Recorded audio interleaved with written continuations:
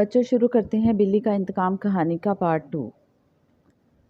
بلی نے شاید اسے کسی جگہ چھپا دیا تھا۔ اسے پراسرار انداز میں تعقب کرتے دیکھ کر ایمیلیا پر پھر خوف طاری ہونے لگا اور اس نے امریکی کو ہوشیار رہنے کی تاکید کی، مگر وہ بے پرواہی سے ہنسا اور کہنے لگا، مادام، آپ کو اس بلی سے ڈرنے کی قطعاً ضرورت نہیں۔ اگر وہ ہمارے پیچھے آتی ہے تو آنے دیجیے، بھلا وہ میرا کیا بگاڑ سکتی ہے؟ اور فرض کیجیے اگر اس کا ارادہ مجھے نقصان پہنچانے کا ہے تو میں ابھی آپ کے سامنے اس کا خاتمہ کیے دیتا ہوں۔ یہ کہہ کر اس نے اپنی کمر سے بندھا ہوا پستول نکالنا چاہا۔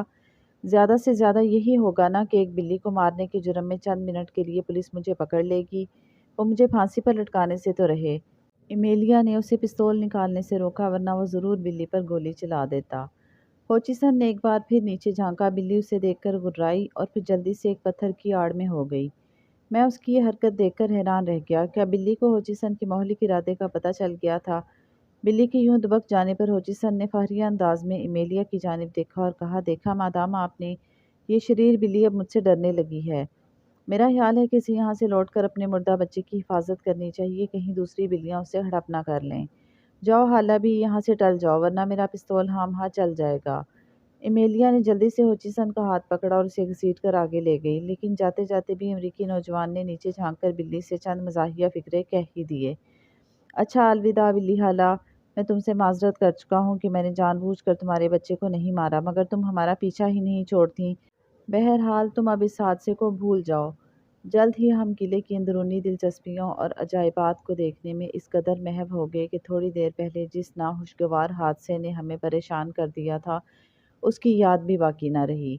پھرتے پھراتے آخرکار ہم قلعے کی سب سے مشہور اور ہیبت ناک جگہ پر پہنچ ہی گئے، جہاں 900 سال پیشتر مجرموں اور جاسوسوں کو اذیتیں دے دے کر ہلاک کیا جاتا تھا۔ اس وسیع و ریز کمرے کے عمر رسیدہ چوکیدار نے ہمارا استقبال کیا۔ وہ ہمیں دیکھ کر ہاسا خوش نظر آتا تھا، کیونکہ اس روز وہاں کی سیر کرنے والے ہم 3 ہی افراد تھے، اور چونکہ چوکیدار کی بالائی آمدنی کا ذریعہ سیاحوں کی دی ہوئی بخشش ہی ہوتی ہے، اس لیے وہ ضرورت سے زیادہ ہماری جانب توجہ دے رہا تھا۔ وہ عرصہ دراز سے اس کمرے کا چوکیدار تھا اور یہاں رکھی ہوئی ہر شے کے متعلق اس کی معلومات حیران کن تھیں۔ جب ہم کمرے میں داخل ہوئے تو ماحول کی تاریکی اور اس میں رکھی ہوئی عجیب اور پراسرار مشینوں اور ہتھیاروں نے ہمارے اعصاب پر برا اثر ڈالا۔ یہ گنبد نما کمرہ 2 حصوں پر مشتمل ہے۔ اوپر کے حصے میں جانے کے لیے چند سیڑھیاں طے کرنی پڑتی ہیں۔ ہم نے پہلے نچلے کمرے کو دیکھنے کا فیصلہ کیا۔ یہاں دن کے وقت بھی ملگجا سا اندھیرا تھا۔ اس کی دیواریں بہت چوڑی اور موٹی تھیں اور کمرے میں اوپر کی جانب کوئی روشن دان نہ ہونے کے باعث روشنی اور ہوا آنے کا کوئی امکان نہ تھا۔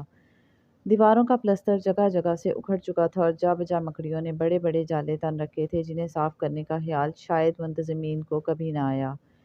ہم نے جب غور سے ان دیواروں کا معائنہ کیا تو ان پر بڑے بڑے سیاہ دھبے بھی دکھائی دیے۔ بوڑھے چوکیدار نے بتایا کہ یہ دھبے صدیوں پرانے ہیں اور یہ خون ان لوگوں کا ہے جن کو کسی جرم یا جاسوسی کے شک میں پکڑ کر اذیتیں دی جاتی تھیں۔ چند ہی لمحے بعد ہمیں احساس ہونے لگا کہ اس بھیانک کمرے کی دیواریں زندہ ہو رہی ہیں اور ان کے اندر سے ہمیں ان بد نصیب لوگوں کے چیخنے اور کراہنے کی آوازیں سنائی دے رہی ہیں۔ ایمیلیا کے چہرے کی اڑی ہوئی رنگت سے اندازہ ہوتا تھا کہ وہ کمرے کے ماحول سے ڈر رہی تھی۔ خدا ہی بہتر جانتا ہے کہ کتنے آدمیوں پر ڈھائے جانے والے ظلم و ستم کی داستانیں ان خونی دیواروں میں پوشیدہ تھیں۔ ہم بہت جلد گھبرا کر اس وحشت ناک جگہ سے نکل آئے۔ چوکیدار اب ہمیں اوپر کی سیڑھیوں کے ذریعے دوسرے کمرے میں لے جا رہا تھا۔ جوں ہی ہم دوسرے کمرے میں داخل ہوئے، دہشت کی ایک نئی لہر ہمارے جسموں میں دوڑ گئی۔ ایمیلیا نے میرا بازو سختی سے تھام لیا۔ اس کا ہاتھ کپ کپا رہا تھا اور خود میرا یہ حال تھا کہ اپنے دل کے دھڑکنے کی آواز وہ بھی سن سکتا تھا۔ اس کمرے کا ماحول نچلے کمرے کے ماحول سے بھی کہیں زیادہ خوفناک تھا۔ اس کی ہر شے اندھیرے میں آنکھیں پھاڑ پھاڑ کر ہمیں گھور رہی تھی، اور ہم نے ان اذیت دینے والی مشینوں اور دیواروں پر لگے ہوئے سینکڑوں قسم کے ہتھیاروں کے کہکہوں کی آوازیں بھی سنیں۔ بوڑھے چوکیدار نے فوراً محسوس کر لیا کہ ہم ڈر گئے ہیں۔ اس نے جلدی سے ایک موم بتی جلائی، جس کی کانپتی ہوئی روشنی وسیع و ریز کمرے میں پھیل گئی۔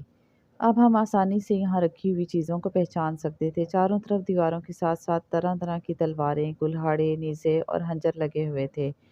ان میں سے اکثر تلواریں اور کلہاڑیاں اتنی بڑی اور وزنی تھیں جنہیں اٹھانا عام آدمی کے بس کی بات نہ تھی۔ غالباً حبشی جلادوں کے استعمال میں آتی تھیں، جنہیں خاص طور پر مجرموں کی گردن مارنے کے لیے تربیت دی جاتی تھی۔ ان ہتھیاروں کے قریب ہی پرانی سیاہ لکڑی کے بہت بڑے بڑے کندے بھی پڑے دکھائی دیے، جن پر جا بجا کسی روغن کے دھبے جمے ہوئے تھے۔ चौकीदार ने हमें बताया कि लकड़ी के ये वो कुंदे हैं जिन पर मुजरिमों को लिटा कर उनकी गर्दन काटी जाती थी। हमने झुककर उन कुंदों पर तलवारों के गहरे निशान भी देखे। कमरे के एक हिस्से में वो तमाम छोटी बड़ी मशीनें यकजा रखी थी जो मुजरिमों और जासूसों को अजियत पहुंचाने के लिए इस्तेमाल की जाती थीं। उन्हें देखकर बहुत ही हैबत तारी होती थी। यहाँ हमने एक कुर्सी देखी जिसकी नशिस्त पर लोहे की लंबी लंबी और नहायत तेज़ नोकीली सलाहें लगी हुई थीं। चौकीदार ने हमें बताया कि ये मौत की कुर्सी है। इस पर मुजरिम को बिठाया जाता था और ये सलाहें उसके गोश्त में पेवस्त हो जाती थीं। ऐसा मुजरिम कई दिन जांकनी की हालत में मुब्तला रहने के बाद मरता था। इस कुर्सी के अलावा मुतअद्दिद किस्म के शिकंजे भी मौजूद थे जिनमें इंसानी जिस्म को इस तरह जकड़ा जा सकता था कि ज़रा भी जुंबश ना कर सके। लोहे की छोटी बड़ी पेटियां, लोहे के जूते, सर और गर्दन को जकड़ने वाले शिकंजे और आहनी होल जो भेजे को खोपड़ी से बाहर निकाल सकते थे। कमरे में घूमते हुए हम एक बड़ी सी आहनी मशीन के करीब पहुंचे जिसकी अजीबोगरीब साख्त ने अमरीकी नौजवान को बहुत मुतासिर किया। ये मशीन एक औरत के मुजस्मे से मुशाबा थी और इसमें जाबजा जंग लगा हुआ था। उसके ऐन दरमियान में कुछ ऊपर उठा हुआ एक बड़ा सा आहनी कड़ा था जिसमें मोटा सा रस्सा बंधा हुआ था। उस रस्से का दूसरा सिरा एक सतून से बंधा हुआ था। चौकीदार ने हमें बताया कि इस मशीन से ज़्यादा बेहतर और कोई मशीन नहीं। आप इसे गौर से देखिए, ये बरसों तक खून में नहा चुकी है और अब भी इसके एक एक हिस्से पर खून की जमी हुई तह आप देख सकते हैं। चौकीदार ने सतून से बंधा हुआ मोटा रस्सा खोला और बड़ी कुव्वत से उसे खींचने लगा। अब हमने हैरत से देखा कि मशीन के ऊपर बना हुआ एक बड़ा सा दरवाज़ा गड़गड़ाहट की सी आवाज़ के साथ आहिस्ता आहिस्ता ऊपर उठने लगा। यानी दरवाज़ा बहुत भारी था क्योंकि इसे खींचते हुए बूढ़ा चौकीदार जल्द ही हाँफने लगा। ताहम उसने दरवाज़ा पूरी तरह ऊपर उठा दिया जिस पर बहुत सी नोकदार सलाहें लगी हुई थीं और हमें मशीन के अंदर देखने का इशारा किया। आहनी दरवाज़ा उठने के बाद मशीन के अंदर इतनी जगह थी कि जिसमें एक आदमी आसानी से लेट सकता था। चौकीदार ने हमें बताया, अब आप समझ गए होंगे कि ये मशीन किस काम आती थी। मुलजिम के हाथ पैर बांधकर इस मशीन के अंदर खाली जगह में लेटा दिया जाता था और लोहे के इस सलाहदार दरवाजे को आहिस्ता आहिस्ता नीचे गिराया जाता। बदनसीब कैदी जब इन होनाशाम सलाहों को अपनी आंखों और जिस्म की तरफ बढ़ते देखता तो मौत के लर्जा हेज खौफ से जुर्म का इकबाल कर लेता और सारे राज उगल देता। लेकिन बाज़ ऐसे मुजरिम भी होते जो इस हालत में भी ज़ुबान ना खोलते, तो रस्से को फ़ौरन छोड़ दिया जाता और यानी दरवाज़ा पूरी कुव्वत से नीचे गिर जाता और सलाहें कैदी के तमाम जिस्म में बेबस हो जाती और वो आनन फानन मौत से हमकिनार हो जाता। एमेलिया के मुंह से हल्की सी चीख निकली और वह दौड़ती हुई कमरे से बाहर निकल गई। मैं उसके पीछे गया। खुदा के वास्ते मुझे इस मनहूस जगह से फ़ौरन ले चलो। मैं यहाँ अब एक लम्हे के लिए भी नहीं ठहर सकती वरना मेरे दिल की हरकत बंद हो जाएगी। मैंने उसे दिलासा दिया और कहा कि हम तो सिर्फ यहाँ के अजायबात देखने आए हैं और हमारे साथ एक मेहमान भी है। वो क्या ख्याल करेगा। मैं उसे समझा बुझाकर जब वापस कमरे में लाया तो अमरीकी नौजवान उस मशीन के पास खड़ा उसका बगौर मुआयना कर रहा था। मुझे आते देखकर वो बोला, आपकी बीवी बहुत कमज़ोर दिल की खातून है, बिलाशुबा इन्हें यहाँ नहीं आना चाहिए था। मैंने आपकी गैर हाज़िरी में इस मशीन के बारे में बाज़ दिलचस्प बातें चौकीदार से मालूम की हैं। मैंने अपने मुल्क के रेड इंडियन बाशिंदों के मुतालिक बड़ी बड़ी दास्तानें सुनी थीं कि वो अपने दुश्मनों और हरीफों को अजीब अजीब सज़ाएँ देते थे, मगर ये मशीन बेमिसाल है। खुदा की पनाह मुझे तो इसके तसव्वुर ही से अज़ियत होती है, लेकिन मैं अपना तजुर्बा मुकम्मल करके ही वापस जाऊँगा। क्या कहते हो, कैसा तजुर्बा? मैंने हैरत से पूछा। वो मुस्कुराया और कहने लगा, यही मामूली सा तजुर्बा। मैं खुद 1 मिनट के लिए इस मशीन के अंदर लेट कर देखना चाहता हूँ कि लोहे का ये सलाहदार दरवाज़ा किस तरह आहिस्ता आहिस्ता नीचे आता है। नहीं नहीं, इमेलिया ने कांपती हुई आवाज़ में कहा, खुदा के लिए होचिसन ऐसा ना करना। क्या तुम पागल हो गए हो? आप जो चाहें समझें, मगर मैं ये तजुर्बा करके रहूँगा। होचिसन ने इसरार किया। अगर आप डरती हैं तो थोड़ी देर के लिए कमरे से बाहर चहलकदमी कीजिए। मैं आपसे कितनी मर्तबा कह चुका हूँ कि मैं डरपोक आदमी नहीं हूँ। न जाने अब तक कैसे कैसे वाक़यात और हादसात मुझ पर बीत चुके हैं, आप यकीन नहीं करेंगी, लेकिन यह हकीकत है। मैं बड़े बड़े हादसात से बच गया तो इस 2 मिनट के तजुर्बे से क्या क़यामत बर्पा हो जाएगी। मैंने देखा कि वो अपनी हट का पक्का है और ये काम ज़रूर कर गुजरेगा, तो कहा, अच्छा अच्छा, जो कुछ करना है जल्दी कर लो। हम अब यहाँ ज़्यादा देर नहीं रुक सकते, मेरी बीवी की तबीयत नासाज हो गई है। अमरीकी ने मसरेपन से मुझे सल्यूट किया और कहने लगा, जो हुक्म जनाब का, बस अभी फारिग हुआ जाता हूँ।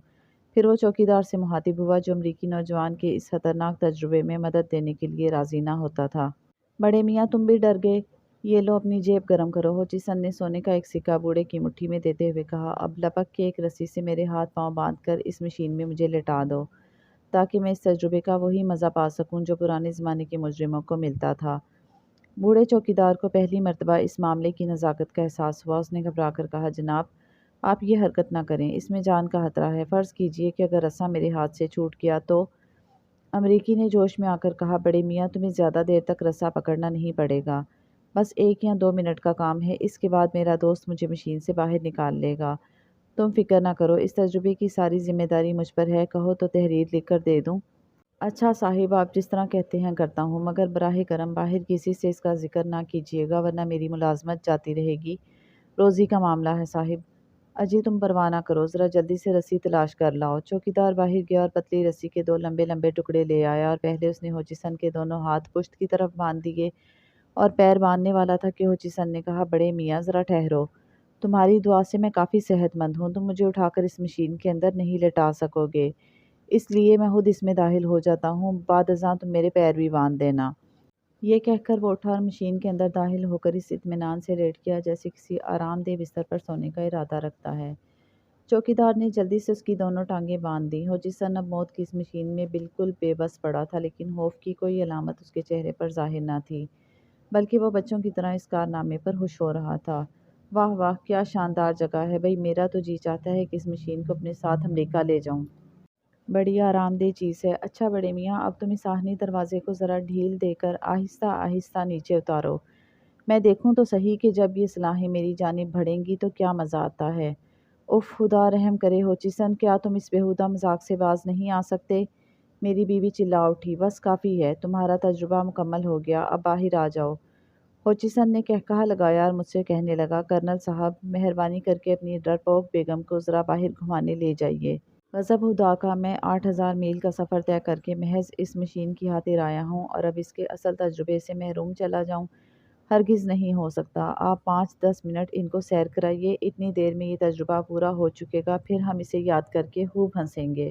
ایمیلیا کی حالت اگرچہ ابتر ہو رہی تھی، مگر وہ کمرے سے باہر جانے پر تیار نہ تھی۔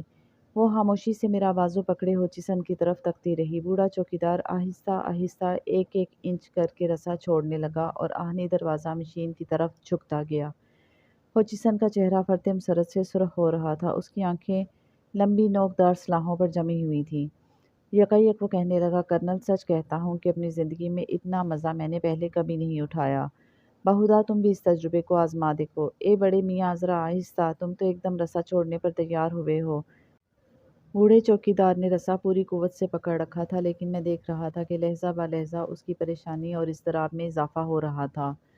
5 منٹ کے قلیل عرصے میں آہنی دروازہ صرف 3 انچ کے قریب جھک سکا تھا۔ دفتن میں نے اپنے بازو پر ایک تھرتھراہٹ سی محسوس کی۔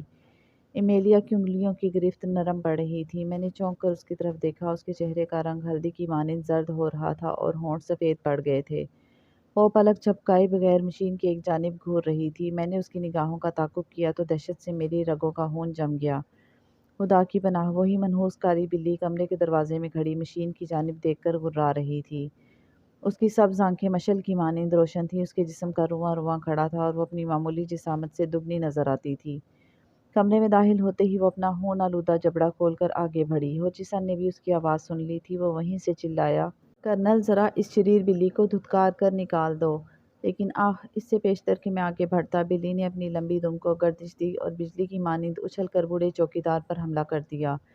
بلی کا دایاں پنجہ چوکیدار کی آنکھ پر پڑا اور آنکھ باہر آ گئی۔ بوڑھے کے حلق سے ایک دلدوز چیخ نکلی، وہ لڑکھڑا کر زمین پر گرا اور موٹا رسا اس کے ہاتھ سے چھوٹ گیا۔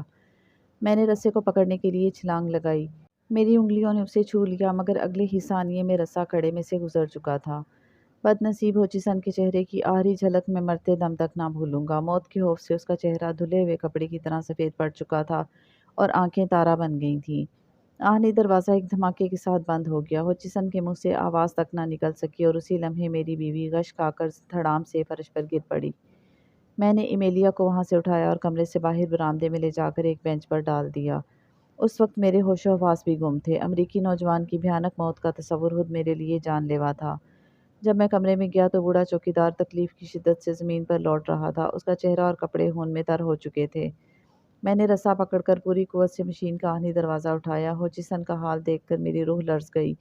لوہے کی سلاخیں اس کی کھوپڑی، سینے اور پسلیوں کو توڑ کر باہر نکل گئی تھیں۔ دروازہ اوپر اٹھتے ہی ہوچی کا مردہ اور مسخ شدہ جسم پرشور آواز کے ساتھ کمرے کے فرش پر گرا اور وہ منحوس بلی جو ابھی تک موجود تھی اس کی جانب لپکی اور ہوچیسن کے جسم سے نکلے ہوئے خون کو بڑی رغبت سے چاٹنے لگی۔ میں نے جھپٹ کر وہاں رکھی ہوئی بہت سی تلواروں میں سے ایک تلوار اٹھائی اور بلی کے 2 ٹکڑے کر دیے۔ اور بچوں، اس کے ساتھ ہی ہماری آج کی کہانی ختم ہوئی۔ آپ جلدی سے ہمارے اس چینل کو سبسکرائب کر دیں اور ہماری اس ویڈیو کو لائک اور شیئر کر دیں۔ اللہ حافظ۔